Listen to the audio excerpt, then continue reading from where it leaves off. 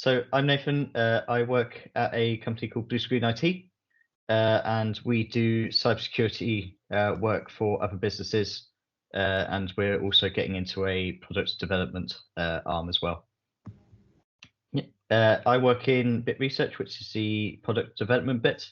So that involves making new software products, talking with contractors, and all the bits like that to make sure that projects are delivered to our clients on time. I'm on the Digital Technology Solutions degree apprenticeship. Yeah, so the way I found my one is that before this course, I was doing a level 3 at City College. And the way that course worked is it was only actually 3 days a week. And that left me 2 days a week to go out and do work experience. So I was doing work experience in a company in Blue Screen before I came on this apprenticeship, and they liked me enough to keep me on.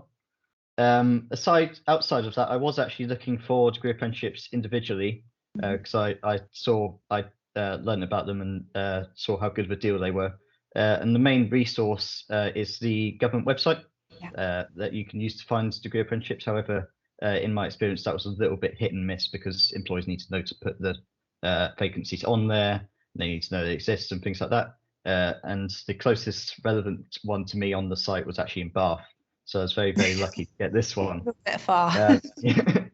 So I was very, very lucky to get this one. But that's how I got my apprenticeship. So yeah, by and large, it's a quite it's a standard uni experience, except that obviously I get all of this insider knowledge into what businesses want and the skills they're looking for and bits like that.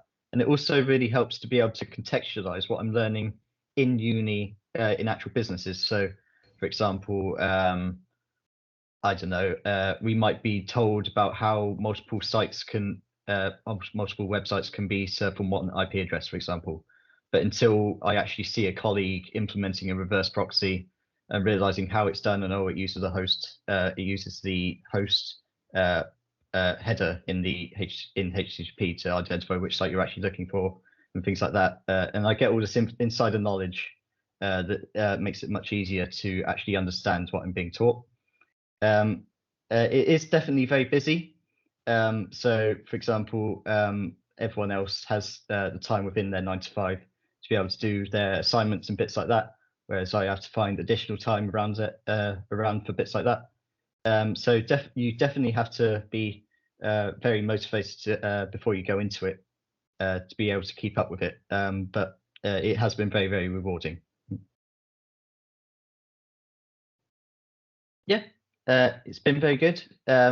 It's nice to be able to see people in person again now that COVID's starting to be getting a grip of and things like that.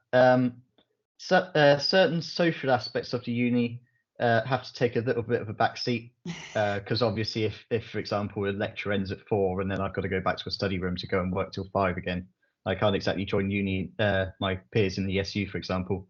But it has been nice to see everyone and be able to bounce ideas off of them and be able to help them and for them to be able to help me in things. That's been very nice.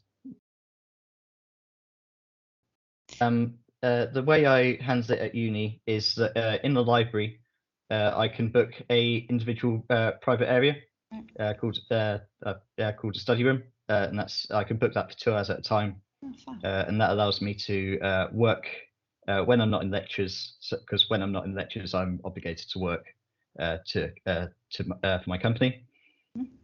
So that's the way I generally handle it. And for example, if I'm not doing anything important, then I may be able to invite one of my peers in as well, just to be able to help them with some work or to be able to bounce ideas off of them. So that's been nice as well. In uni, they have a system called PALS, which is second year students helping the first years set them in bits, and they actually meet on a Wednesday. And I can't actually attend those sessions because I'm at work, but I do get to speak to them online and bits like that. And we've all got a social group online, which is nice to bounce ideas off of them if I get stuck on something or I need something clarified or something like that. then I can approach them, and they're very helpful. So in the cohort that I'm part of, there's 167 computing students, and I think I'm a degree apprentice, and there's one other degree apprentice. However, he actually attends virtually because all our lectures are mixed at the minute, and he works for Babcock, I believe. Yeah. So I'm the only degree apprenticeship degree apprentice in the room, but it's certainly nice to be able to talk to the other students. Yeah. Yeah. So aside from time, which is definitely the biggest factor, the only other particular issues that I've had is that sometimes there can be certain logistical challenges in being able to balance work and uni. So, for example, in the first few weeks, when I got to uni, I would try and VPN back to the office to do my work and realize, I'm on an educational network. I can't use my VPN. But I sent off a request to IT support, and they gave me a whitelist, which was very nice of them. So now all those challenges have been solved pretty much, and I don't face anything like that anymore, which is nice. I would say so, definitely. So Bit Research, which is the business operational area that I'm a part of, only actually has 2 employees at the minute under the CEO. So we've been very, very busy in getting all of the products that we're developing ready and getting them deployed and getting them updated and bits like that. And all of the skills that I've been taking on have been very, very helpful in that and understanding how I would do something, but then how it should actually be done in the professional environment, which has certainly been helpful. Yeah.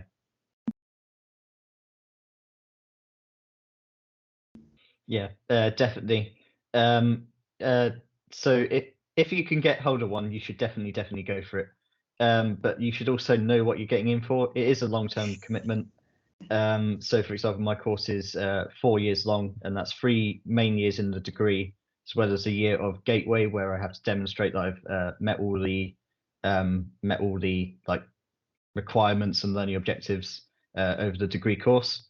So know what you're getting in for, but definitely if you can get hold of one and you think you've got what it takes to see it through to completion, then definitely go for it. Yeah.